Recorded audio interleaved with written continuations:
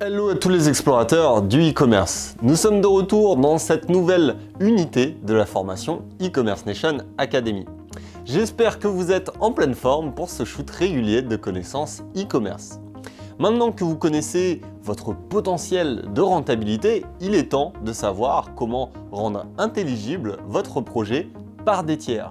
En effet, il peut être complexe pour vos interlocuteurs, comme les banques, des associés ou des investisseurs potentiels, d'avoir une vision claire de votre activité et de votre développement. L'enjeu est donc simple, rendre votre projet e-commerce intelligible par des tiers et commencer à structurer votre réflexion stratégique. Pour cela, rien de mieux que de construire un business plan e-commerce. Tout d'abord, une définition d'un business plan e-commerce s'impose. C'est un document écrit qui vous permet de planifier la création de votre projet ou de votre activité. Cela en anticipant vos besoins, en limitant vos coûts liés à la création, à la maintenance et à la gestion de votre site.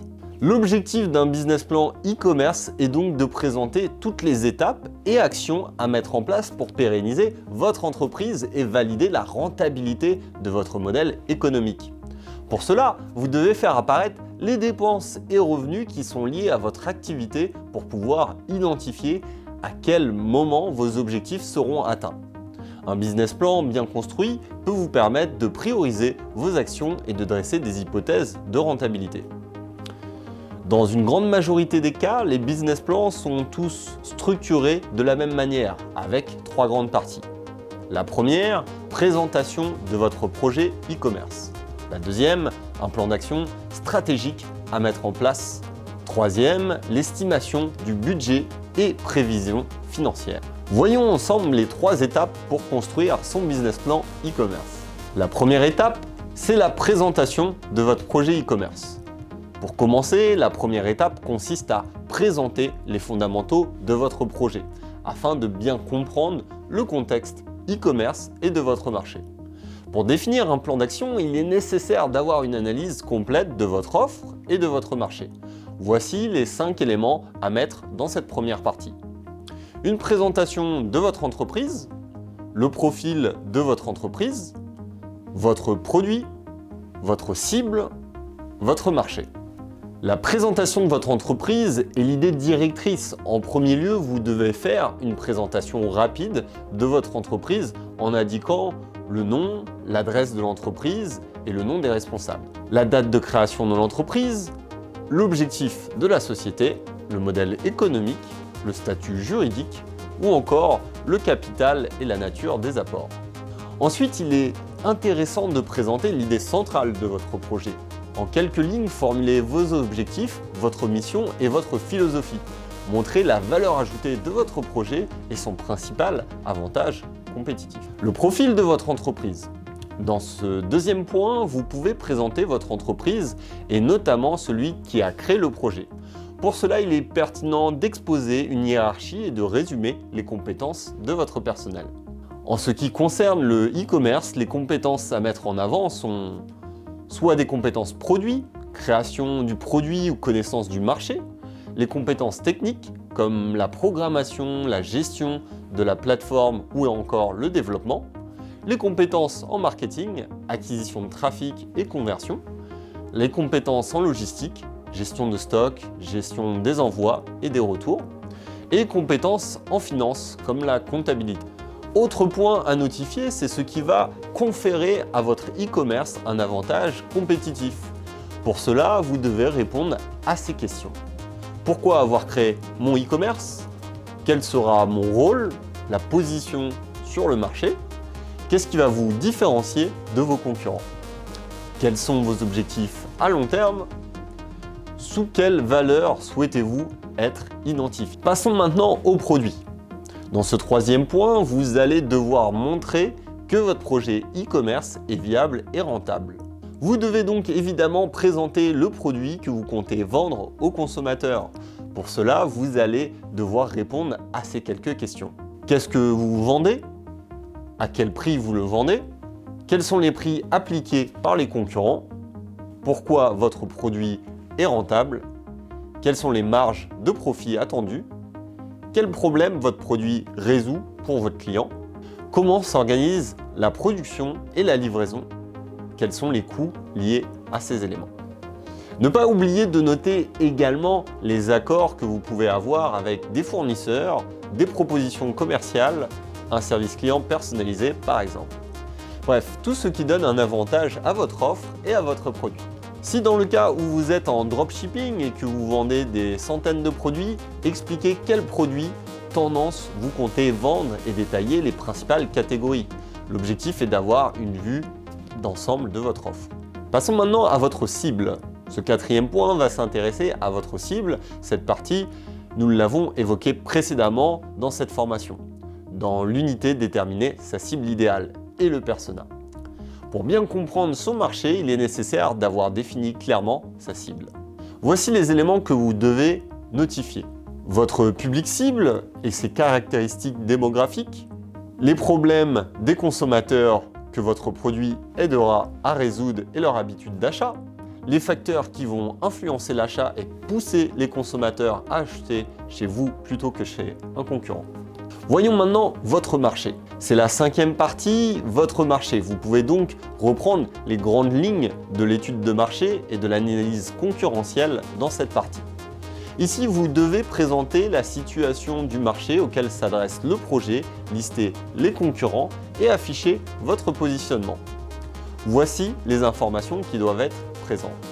La taille de votre marché ou le potentiel de votre marché, la nature de votre marché, sa maturité, son degré de croissance, la structure de votre marché, s'il est très concurrentiel ou oligopolistique, les concurrents, les cibles des concurrents, les offres des concurrents, les facteurs qui influent sur votre marché, avec l'analyse notamment Pestel, les évolutions de votre marché ces dernières années.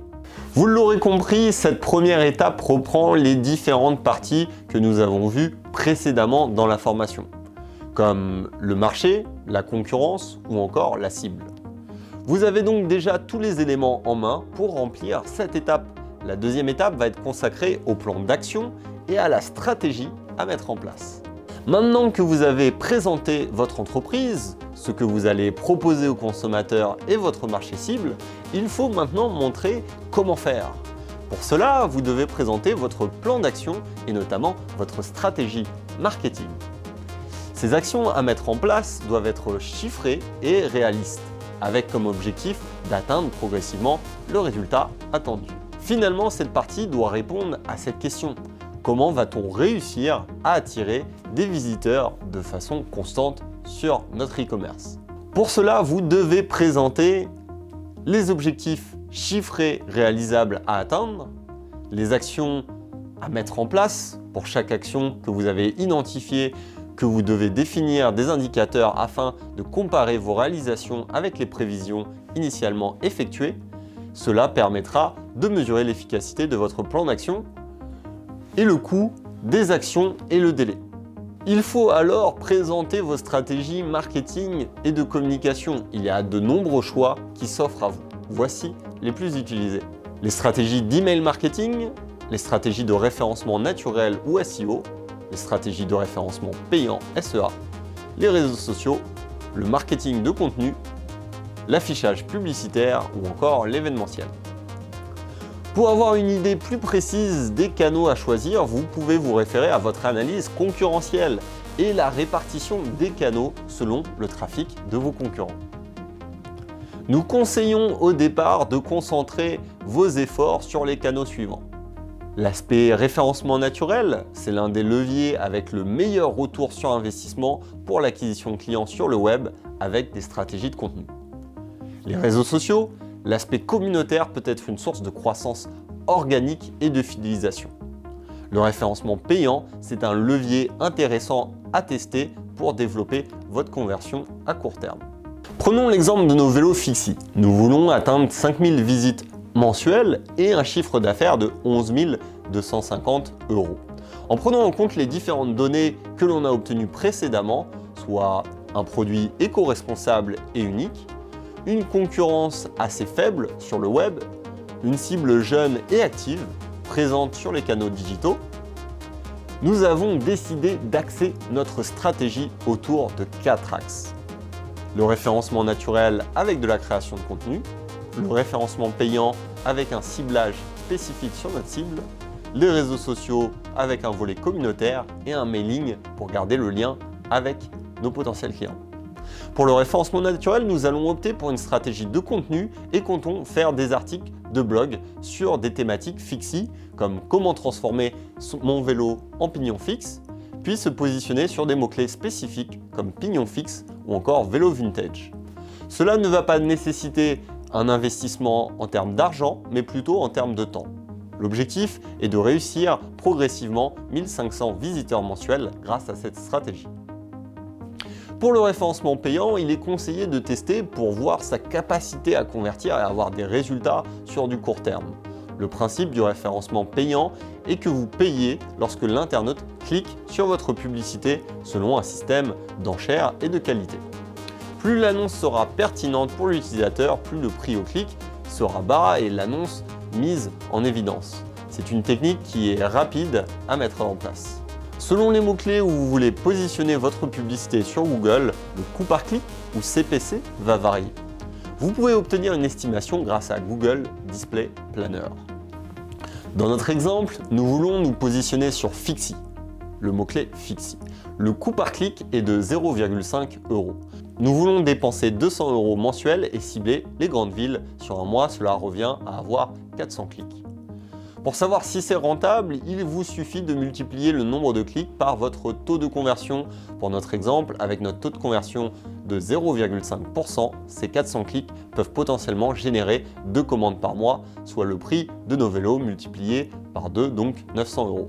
Le retour sur investissement est donc positif, cependant il faut savoir qu'il y a plein d'autres facteurs à prendre en compte pour réussir sa campagne en termes de référencement payant. Nous les verrons dans la suite de la formation. Pour les réseaux sociaux, comme nous avons un public cible de jeunes cadres et très présent sur le web, nous devons forcément passer par les réseaux sociaux. Nous avons décidé de nous concentrer sur Instagram et Facebook. Nous voulons présenter nos vélos avec du storytelling sur l'histoire du vélo en particulier, des pièces, le tout avec des photos de qualité, essayer de trouver des ambassadeurs pour faire la promotion de nos produits sur Instagram. L'objectif de cette stratégie est d'obtenir 500 visiteurs mensuels sur notre site e-commerce. C'est une stratégie qui peut nécessiter du temps car il faut créer un lien avec ces ambassadeurs. Et enfin, pour le mailing, en utilisant notre solution d'emailing à 5 € par mois et notre base de clients potentiels, nous voulons proposer des offres personnalisées, partager nos derniers vélos et nos derniers articles de blog. Dans cette stratégie, on retrouve bien nos charges fixes que nous avons présentées dans l'unité précédente, soit 200 € de budget web marketing et 5 € de solution emailing. Vous devez ensuite déterminer un taux de croissance mensuel pour votre trafic organique, ce qui peut être variable dans le temps en fonction de vos investissements marketing. Ne soyez pas trop ambitieux.